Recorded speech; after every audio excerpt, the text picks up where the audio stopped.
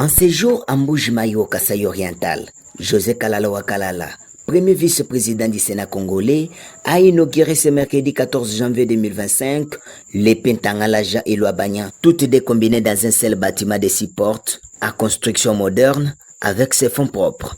Accueilli au pied de l'avion par le vice-gouverneur du Kasaï oriental, Dr Augustin Kayemba Moulemena, le sénateur José Kalala Wakalala a été ovationné pour une grande partie de la route par une foule immense, constituée principalement des cadres et membres de l'IVT Kasaï oriental, son parti politique.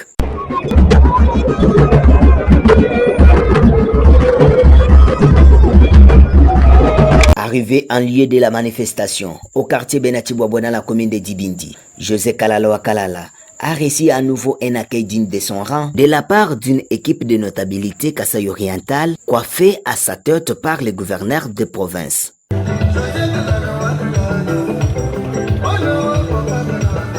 Peu après cette agrémentation des majorités de la paroisse Saint-Achille, la parole a été accordée au bourgmestre de la commune de Dibindi pour son mot de bienvenue. Avant de passer les micros au coordonnateur provincial des écoles conventionnelles catholiques du diocèse de Mbuji-Mayi pour la carte postale de ces écoles. Après, il s'en est suivi la présentation des explications techniques par le maître d'ouvrage Abeteo Kaniki, qui s'est fait accompagner du coordonnateur de la fondation Jokal, qui a supervisé les travaux. Ce bâtiment a connu 3 mois de travaux. C'est un bâtiment construit en dur, avec amour. Trop émotionné par cette dotation du premier vice-président du Sénat, la représentante des élèves a fait couler les larmes de joie avant de demander aux bienfaiteurs de faire encore plus pour le développement du secteur éducatif en RDC. Beaucoup d'élèves de notre complexe ont abandonné les cours par manque de salles de classe et recevez nos sincères remerciements pour ces dons précieux. Récit grâce à vous.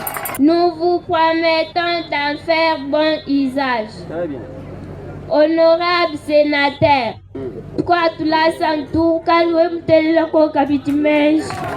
que vive la République démocratique du Congo, que vive son excellent chef de l'État Félix Antoine Tshisekedi Tshilombo, que vive l'éducation pour tous.